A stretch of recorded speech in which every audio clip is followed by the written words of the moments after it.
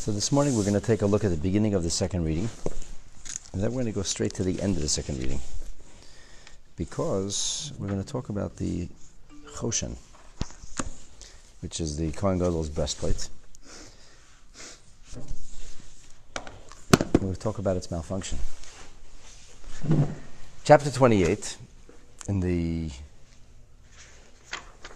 15th verse, the Torah, after detailing the apron, backwards kind of apron that the Kohen Gadol wore, which kind of came around the lower backside of his body.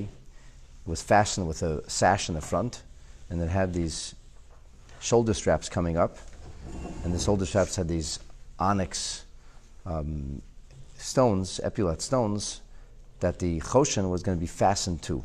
And we hear about the Choshen being in its right place and staying on the heart of Aaron. So now we're going to talk about the actual Choshen, the actual proverbial breastplate. And in verse 15, the Torah says like this: V'yasisa Choshen, you'll make a Choshen, which is some kind of decorative clothing. It doesn't actually have a functional use per se. It doesn't cover any part of the body. So this decorative clothing is a Choshen mishpat. It's a Choshen of judgment. Maaseh choshev, it's made out of a particular form of weaving. Kemaaseh ephod, in the same image of the ephod, the same kind of cloth. Ta'asenu, it should be made. Zohov, tcheles, v'agomen, v'talas shoni. It's a mixture, it's a cloth that brings together gold and a number of different colored, very, very specially colored wools and linens. V'sheish moshzar ta'aseh, so that's how you make it. All right. So let's take a look in Rashi, see what Rashi has to say about this Choshen Mishpat. In the 15th verse, Rashi says, Choshen Mishpat. Why is it called a Choshen? What is a Choshen Mishpat? What does this mean? This gem-studded breastplate, which does Mishpat, it does judgment. So Rashi says that the reason that this decorative piece of clothing is known as Mishpat, is known as judgment, is because Mechaper al Kilkul Hadin, because it serves to atone for a perversion of judgment. Okay, that's one reason why it's going to be called Choshen Mishpat, because it atones for a perversion of judgment. Davar Acher, another reason why it's called Mishpat, is because Shemevarer Devarov V'Haftachasei Emes, because it clarifies things. When there's a state of confusion and we're not sure of how to proceed, it's the Choshen that gives us a ruling or direction or clarity. And it's a guarantee is always true. So the Jewish people didn't know what to do at times, and the Choshen Mishpat was the mechanism through which they were able to gain clarity and guidance, as we're going to explain later on towards the end of this reading. Rashi gives us a French word, and then he says, Shaham Mishpat Mishamesh Shalosh L'Shenis. The term Mishpat, which usually is translated as judgment, actually has no less than 3 different meanings. So when you have the word Mishpat, it can mean one of 3 things. Namely, Mishpat can mean Divrei Tainus Baalei Hadin, the judicial proceedings, in which we have different sides who are challenging each other, and each side makes its case. So it's Mishpat, that's judgment. And we have this with regard to numerous instances in the Torah where there's a mishpat, there's a judgment that has to be rendered. We're not sure what to do, and there's different cases. For example, it says with the Bnei Tzolafchad that Moshe Rabbeinu hears their complaint. They said, we want a piece of the land of Israel. So Moshe says, it's a mishpat, it's a complaint. They have what's called a taina. They're lodging a formal claim. And it says, the words that the Torah uses is, Vayakrev Moshe es mishpaton. Moshe says they're mishpat. But they weren't judging anybody. True, they weren't judging anybody, but they initiated what you would have to call legal proceedings. So legal proceedings are called mishpat. Another thing that's called mishpat is gemar din, an actual ruling. So the ruling or judgment, a judgment that's leveled against somebody, for example, if somebody was accused of a crime and then the mishpat said yes, the judgment came down, or maybe there was a dispute between people, and then there was a question, who's right, who's wrong, and then it was a mishpat. So this is the idea of a gemar din, and that comes along with also the einish hadin, and sometimes the punishment that's meted out is called mishpat. So that's like a harsh judgment rendered against somebody. It could be a fine, It could be incarceration. It could be worse. So that's a mishpat. Imaynish mishsa, imaynish makis, it could be a capital punishment. It could be a flogging. Imaynish mammon, maybe a fine. And Rashi says, v'zeh mishamesh beloshen beirur. But here, we're using the term mishpat in the third sense, where it's not legal proceedings, it's not a ruling or a judgment, meaning mishpat, judgment gets carried out, like a punishment for a crime, a consequence, but rather here, it's about clarity. So you don't know what to do, you have to make a decision. It's not exactly a legal proceeding. I have a set of circumstances on my hands. I'm not sure what to do. I don't know. I have to make a judgment call. So, people talk about non-judgmentalness, which is actually quite funny because they make judgment calls every single hour of the day.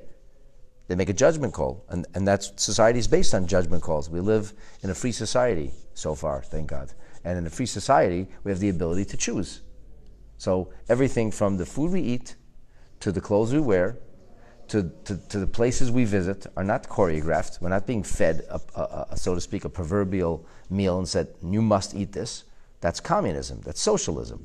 In a free world, we have the right to choose. So we make judgment calls. And there's an entire industry, billion-dollar industry called marketing, which is based on the idea of getting people to make judgment calls. You choose to buy this, you choose to go here, or you choose not to do this.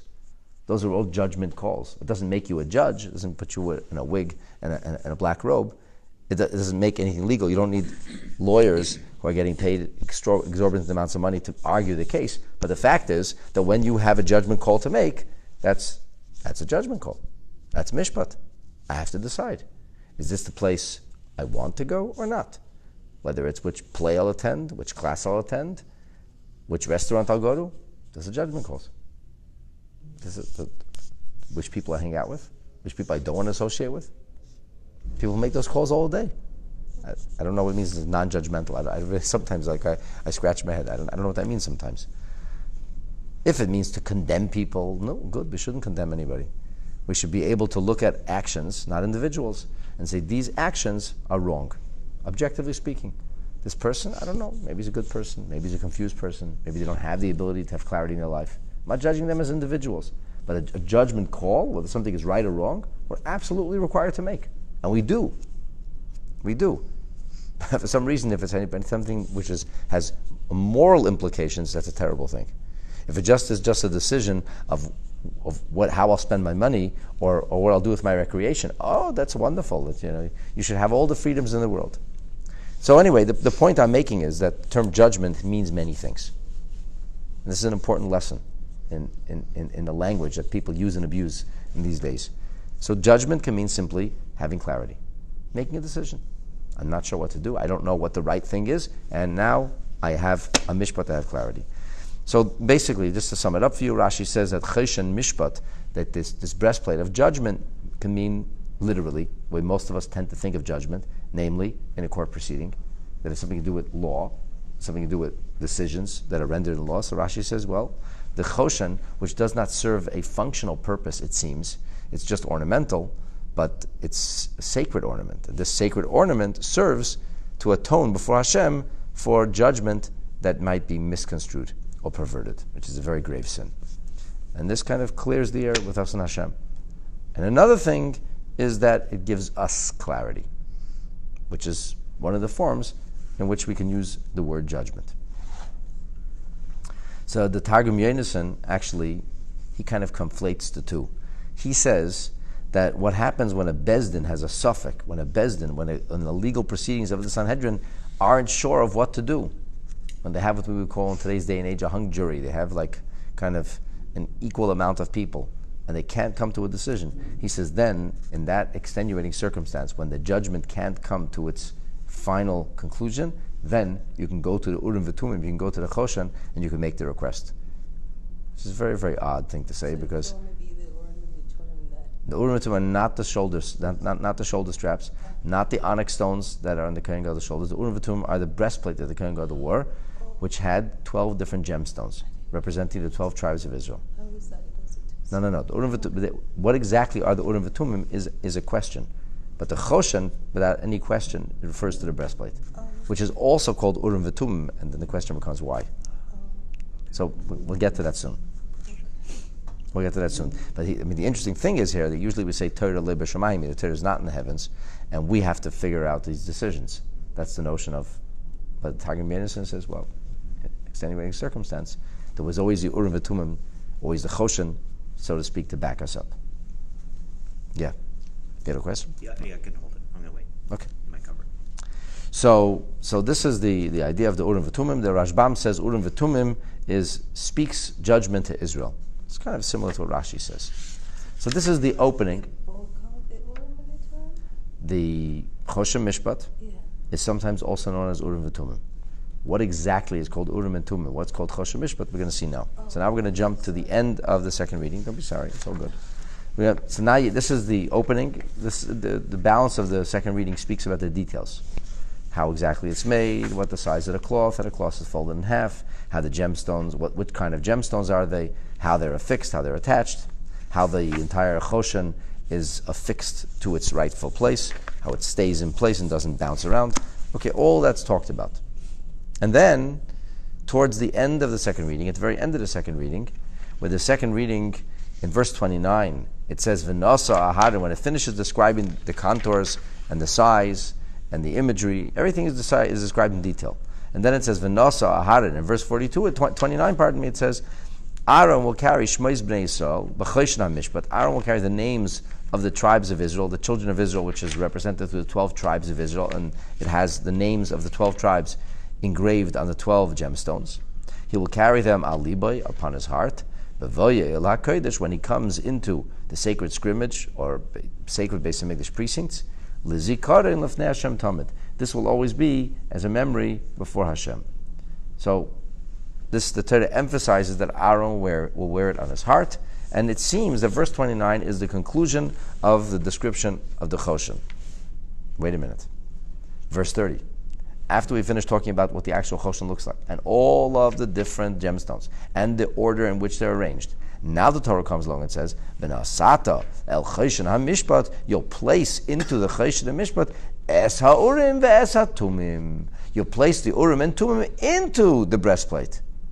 V'hayu alei v'haron. And here the Torah re-emphasizes the breastplate with the Urim V'Tumim will now be on the heart of Aharon b'voy lofnei Hashem when he comes before God. V'noso Aharon is Mishpat B'nei Yisrael. Here we say it's Mishpat B'nei Yisrael. Aaron will carry the Mishpat, the judgment of the children of Israel. Alibay on his heart lofnei Hashem Tamid, before God, always, continuously. And that's how the second reading concludes. So this is very interesting. I mean, the Seforno says, what does it mean? We just said that he'll have them on his heart.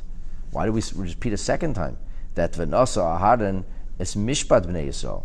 So the Seforno says that Hashem judges us, and then we get the results. So Aaron is always praying that we should be meritorious in judgment. That's why it's Mishpat B'nei Yisrael. And the Urim V'Tumim represent the prayers of Aaron as the high priest, that he has to represent each and every member of Am Yisrael, and he has to pray on our behalf when it comes to Mishpat, like, for example, on Rosh Hashanah. But the Chizkuni maintains that this notion of Mishpat being repeated a second time is that Aaron should carry and remember before God that which the Choshen will tell the Jewish people. In other words, which goes back to the Mishpat as Rashi had described it in the beginning of the second reading, namely that it gives clarity to the Jewish people. That's the idea of Mishpat that we're talking about. Okay, let's go to Rashi, because we started with Rashi. Rashi says, you'll place into the Choshen Mishpat, which we already described. Rashi already told us why it's called the Choshen HaMishpat. Now you'll place into that the Urim and the Tumim. Okay, so clearly the Urim and Tumim are not the Choshen. Clearly, because it says there's a Choshen. We even concluded speaking about the Choshen in verse 29. And then verse 30 adds, you'll place El Choshen HaMishpat, you'll place into this Choshen of judgment, Es HaUrim Ves HaTumim. So you're placing into the Choshen Mishpat the Urim and Tumim. Clearly, the Urim and Tumim cannot be the same as the Choshen Mishpat. It has to be a Choshen Mishpat, and you're placing Urim and Tumim into the Choshen Mishpat. Now, there are Rishonim who held that the Urim and Tumim is the 12 gemstones, and that's called Urim and Tumim, and Choshen Mishpat is synonymous. It's true that there are such Rishonim, but it's pretty clear that Rashi doesn't hold like that. It seems that the Rambam holds like that. If you learn the Rambam Hilchos Beis HaBechira in the 4th chapter in the beginning, it seems that the Rambam is indicating as such that that's what's called Urim V'Tumim.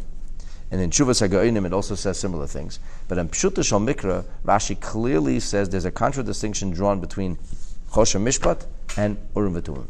They're not one and the same, and that's because in the pasuk, in the verse, it says, "V'nasata el Choshen HaMishpat es ha'Urim v'Tumim." You'll place into the Choshen Mishpat the Urim and the Tumim. Which leads us with the question, what is the Urim and Tumim then? So Rashi says, Hu ksav shem hamafresh. This is a piece of parchment upon which is inscribed the sacred, ineffable name of God. Shaya noisnoi b'tech kifle ha'choshen. It was placed into the folds of the Choshen. The Choshen was a rectangle made of cloth, folded in half, and into the cloth, folded in half, went the piece of parchment. And why is it called Urim V'Tumim? Why isn't it called parchment? That would be the natural thing to call it. Rashi says, because Sha'al Yodai, it's through that piece of parchment, who meir devarov, that the Choshen illuminates. Umetameim es devarov, it completes its thing. So it's an ornamental thing, but it doesn't complete its thing. In other words, it doesn't go live until the battery is placed. The Urim V'Tumim is the battery. And why is it called Urim V'Tumim? Because it makes the Choshen function. Not as a clothing function per se, and from a clothing perspective, it's ornamental. However, from a communications perspective, it's a special device through which God communicates with the Jewish people. And this is because when the Jewish people would ask a question, so the leader of the Jewish people would come before the Kohen would mouth the question that was being asked. The leader of the Jewish people would mouth that question. The Kohen would look down at the breastplate, and he would see letters light up. So the Melech Yisrael would go and say, should we go to war? That's a big decision, an important decision. Lives will be lost. It's terrible, the worst decision any leader ever has to make. Should we go to war or not? And they don't want to make that decision without knowing. So they come to the Kohen Gadol, and the Kohen Gadol will look and he'll say, A'aleh or lo ya'aleh. Should we go up or not? The Kohen Gadol will look down and he'll see the Lamed from Levi, for example, illuminate, and he'll see the Aleph from Asher illuminate. And what does that say? Lo. That's it. Turns out it said don't go. God said don't go. This is divine text messaging. It's unbelievable. Wow. Literally, quite literally, letters lighting up.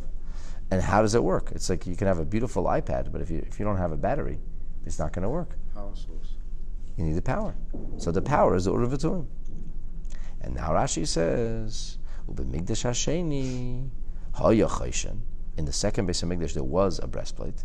However, it wasn't so simple. How do you know there was a breastplate? Rashi says, the Kohen Gadol cannot serve in the Beis Hamikdash if he's missing one of the vestments, the sacred vestments that the Torah ordains the Kohen Gadol has to serve in. That's part of what makes him a Kohen Gadol. So he had to have a breastplate. However, but that parchment was not found in the folds. It wasn't there. And it's based on that parchment that Hukarei Mishpat. That's why it's called Mishpat. Remember what Rashi said in the beginning of Mishpat about clarity? Because the clarity happened through the parchment. That's how the Choshen was able to illuminate. So there was a Choshen, but not a Choshen Mishpat. And the reason it wasn't a Choshen Mishpat was because it didn't have an Urim V'Tumim. But they knew the name, though, at that time, though, right? Because Rabbi Akiva knew that. They knew an effable name. This is the big discussion in the Rishonim which name it was, but it doesn't matter. They weren't able to write it in the way that it was written. And Shanemar, as it's written, V'sha'aloi b'mishpat ha'urim. This is later on in the book of Numbers. It says they'll ask him, meaning the Kohen Gadol, whoever that might be at the time, they'll ask him in the mishpat, in the judgment of the Urim. So the judgment of the Urim, the judgment of the illuminator, the original device, communications device. So this is the reason it didn't work.